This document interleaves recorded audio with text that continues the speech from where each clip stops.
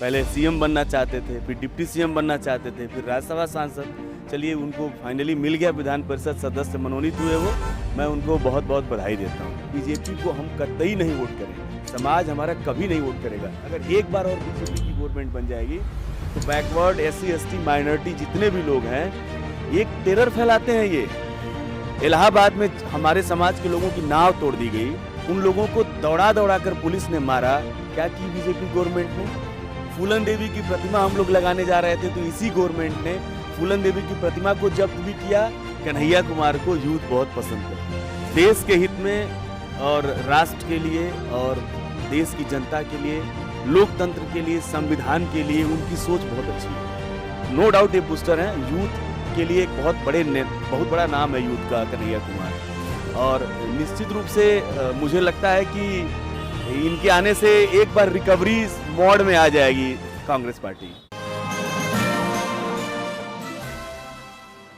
नमस्कार, मैं आमिना और आप देख रहे हैं UNN। यूपी विधानसभा चुनाव 2022 नजदीक है, जिसको देखते हुए उत्तर प्रदेश की राजधानी में हर रोज कुछ न कुछ नया देखने को और सुनने को मिलता है। कभी नेता और कभी जो है किसी और पार्टी के नेता किसी और पार्टी में आते हुए दिख रहे हैं, तो कभी किसी और पार्टी के नेता दूसरी पार्टी में नजर आ रहे हैं। इसी सिलसिले में हमारे साथ बात करने के लिए मौजूद है VIP यानी कि विकासशील इंसान पार्टी के राष्ट्रीय युवा मोर्चा के प्रेसिडेंट संतोष साहनी जी। तो हम इनसे बात करेंगे और इनसे जानेंगे कि भाई इनकी जो है यूपी विधानसभा चुनाव के बारे में क्या राय है। तो सर, सबसे पहले आपका स्वागत है हमारे चैनल में। धन्यवाद। सर, सबसे पहला तो सवाल ये है कि निषाद समाज की बात कर रहे हैं आप लोग। VIP पार्टी जो निषाद समाज की बात करती है, और एक और पार्टी है निषाद पार्टी, जो संजय निषाद है, उनको जो है बीजेपी के साथ उनका गठबंधन हो गया। तो क्या लग रहा है सर, निषाद समाज का जो वोट है वो कट गया, वो बीजेपी वाले ले गए? मुझे मालूम था कि आप ये जरूर बोलेंगे। पहले तो संजय निषाद को मैं बहुत बहुत धन्यवाद देता हूँ। उनको जो चाहिए था देर से ही सही, लेकिन मिल गया। विधान परिषद सदस्य बनना चाहते थे, पहले सीएम बनना चाहते थे, फिर डिप्टी सीएम बनना चाहते थे, फिर राज्यसभा सांसद। चलिए उनको फाइनली मिल गया, विधान परिषद सदस्य मनोनीत हुए वो। मैं उनको बहुत बहुत बधाई देता हूँ। आपने कहा कि क्या बीजेपी वाले सारा निषाद समाज का वोट लेके चले जाएंगे? इसके पहले भी बीजेपी में हमारे समाज के बहुत सारे लोग बहुत कद्दावर नेता हैं, बड़े लेवल पे हैं। जयप्रकाश निषाद हैं, राज्यसभा सांसद हैं। जयप्रकाश जी हमारे मंत्री भी हैं उत्तर प्रदेश सरकार में, रुद्रपुर देवरिया से। लेकिन ऐसा नहीं है कि बीजेपी में हमारे समाज के लोग वोट करेंगे। किए हैं ज़रूर। इसके पहले जो सरकार बनी है, 2017 का जो चुनाव हुआ था, 2017 में हमारे समाज के लोगों ने 100% बीजेपी को वोट किया था, इसमें कोई शक नहीं है। लेकिन ये जितनी पिछले जितना वोट किए थे लोग, पिछली सरकार को बनाने में जितना सहयोग था हमारे समाज का, मैं आपको बता दे रहा हूं कि इस बार बीजेपी को हम कतई नहीं वोट करेंगे। समाज हमारा कभी नहीं वोट करेगा। मैं एक पार्टी में मैं एक नेता हूं, मुझे एक पदाधिकारी बनाया गया है, उस हैसियत से भी मैं इस बात को बोल रहा हूं। और एक जो मैं समाज का जब नब्ज टटोलता हूं, तो उससे भी ये पता चलता है कि हमारे बिरादरी के लोग अब बीजेपी को वोट नहीं करेंगे। और क्यों करेंगे वोट? इलाहाबाद में हमारे समाज के लोगों की नाव तोड़ दी गई और उन लोगों को दौड़ा दौड़ा कर पुलिस ने मारा। क्या की बीजेपी गवर्नमेंट ने? जितने भी लोग विरोध किए उसका कि ये काम मत करिए, हमको मत मारिए, हमारी नाव मत तोड़िए, उनके ऊपर हमारे समाज के लोग, इसी बीजेपी गवर्नमेंट ने इलाहाबाद में हमारे समाज के लोगों के ऊपर फर्जी मुकदमे दर्ज कराए।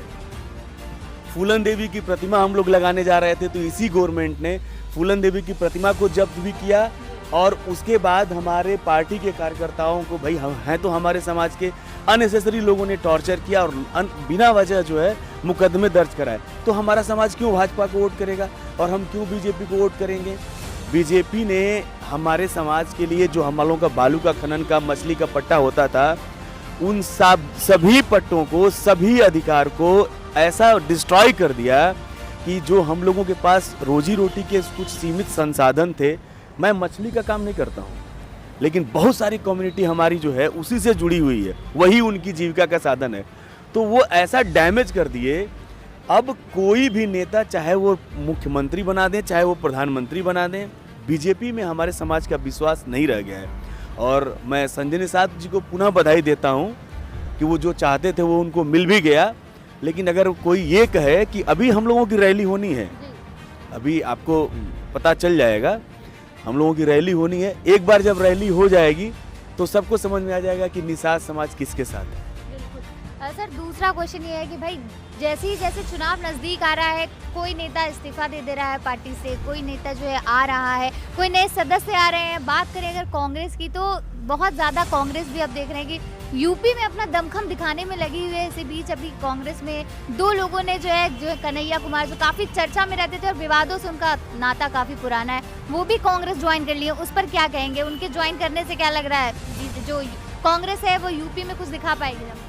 देखिए, ये बात तो सही है कि कन्हैया कुमार को यूथ बहुत पसंद करता है। व्यक्तिगत मेरी कन्हैया कुमार से 2-3 मुलाकात हुई है और जहाँ तक मैं जानता हूँ देश के हित में और राष्ट्र के लिए और देश की जनता के लिए, लोकतंत्र के लिए, संविधान के लिए उनकी सोच बहुत अच्छी है। उन्होंने जो आज कदम उठाया है ये उनका व्यक्तिगत कदम है, लेकिन मुझे लगता है कि एक राजनीति की लंबी पारी खेलने के लिए ये कदम उठाया गया है और उनके लिए बहुत अच्छा भी है। और यूथ उनसे जुड़ा हुआ है, स्टूडेंट उनसे जुड़ा हुआ है।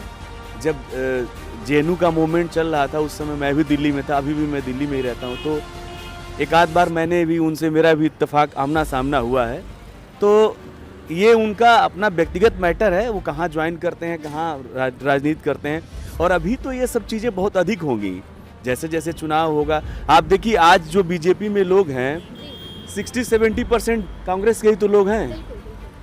तो जब देखेंगे, जो लोग देखेंगे कि अब कांग्रेस की गवर्नमेंट बनने वाली है तो 2024 में फिर सारे के सारे वो जो कांग्रेसी हैं सिर्फ कमबैक हो जाएंगे, कांग्रेस में आ जाएंगे। क्या लग रहा है यूपी विधानसभा चुनाव जो है उसमें कांग्रेस इस बार पिछले कई अगर पंजाब की बात करें या बिहार की बात करें, राजस्थान की बात करें, मध्य प्रदेश की भी बात करें तो कांग्रेस का जो अपनी ही गढ़ में और अपने ही जो नेताओं में बन नहीं रही है। कभी सिद्धू की कैप्टन अमरिंदर सिंह से नहीं बनती है तो कभी अब चरणजीत सिंह चन्नी से नहीं बन रही है, उन्होंने इस्तीफा दे दिया।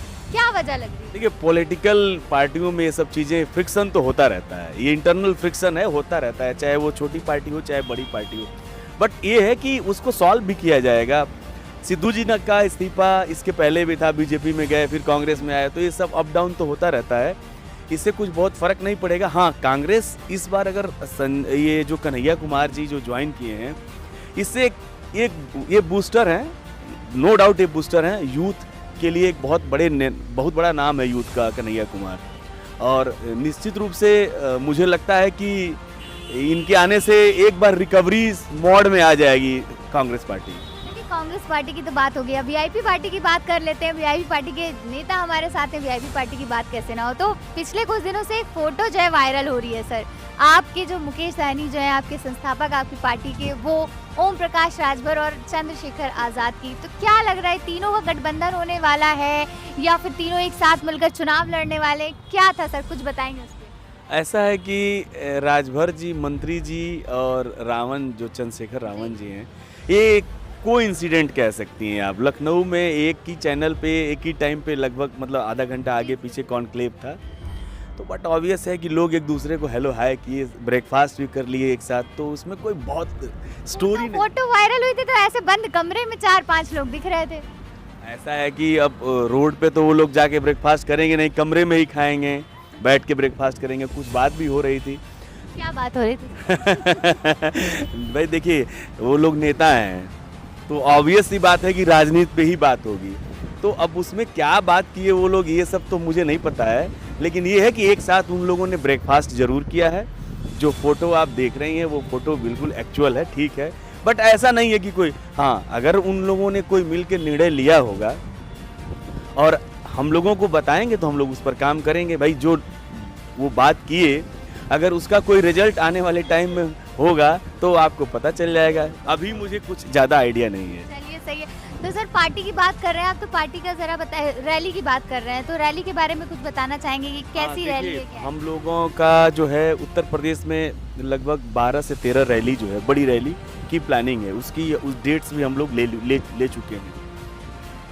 आगरा, सुल्तानपुर की डेट्स फाइनल भी हो गई है। ऐसे ऐसे करके सभी मंडलों में लगभग 12-13 रैलियां हम लोग करेंगे और बड़ी रैली करेंगे। और माननीय मंत्री जी के साथ एक उनके जो चेहरे में आकर्षण है, आप शायद ध्यान देती होगी, माननीय मुकेश जी की स्पीच को कभी आप सुनिएगा, बहुत साधारण, बहुत एकदम सिंपल लैंग्वेज में बोलते हैं वो, और वो जो बात करते हैं वो बिल्कुल आम लोगों से जुड़ी हुई बात करते हैं, और मुझे लगता है कि वो सेल्फ मेड आदमी हैं और खुद को उन्होंने अपने आप को खुद ही बनाया है, उनके पीछे कोई गॉडफादर नहीं है।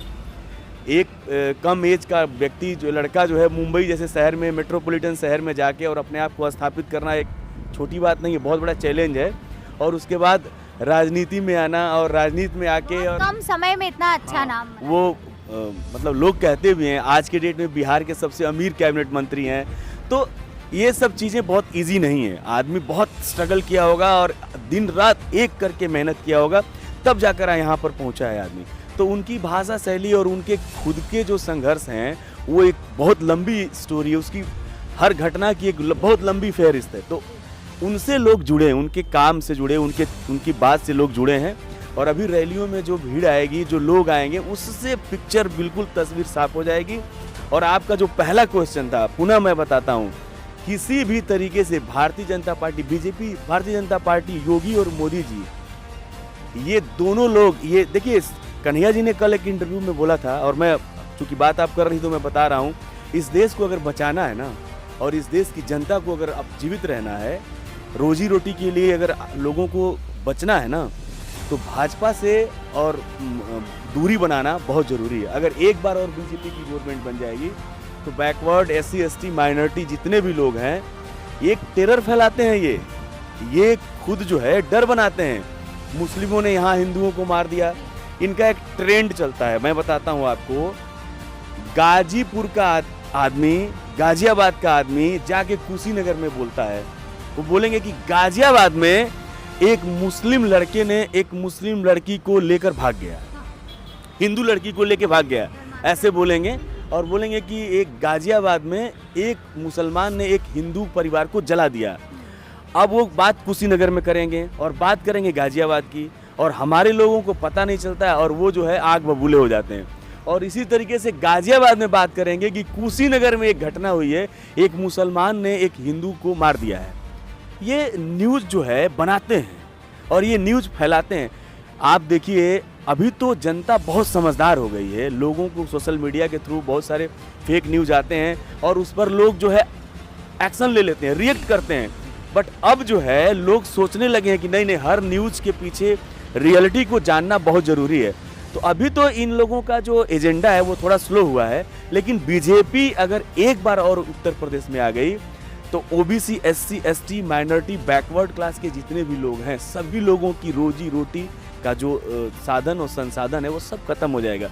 ये नहीं चाहते, ये आपको प्राइमरी स्कूल में भेजेंगे, आपके हमारे सबके बच्चों को प्राइमरी स्कूल में भेजेंगे, और ये जो खिचड़ी खिला खिला के और उनके दिमाग को एकदम जो है कमज़ोर कर देंगे। ये यही चाहते हैं कि आप महंगाई इतनी बढ़ा देंगे, बेरोजगारी इतनी बढ़ा देंगे कि आप किसी तरह के किसी लायक नहीं रह जाएंगे।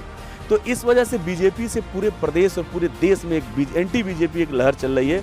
और उत्तर प्रदेश में अगर भारतीय जनता पार्टी साफ हो गई तो आप ये जान लीजिए कि पूरे देश से साफ हो जाएगी।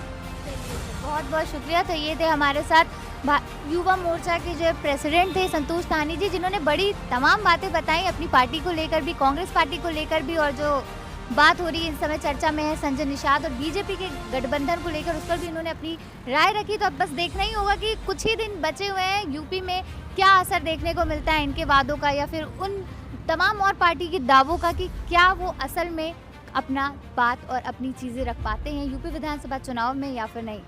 कैमरा पर्सन प्रशांत के साथ मैं आमिना, UNN लखनऊ।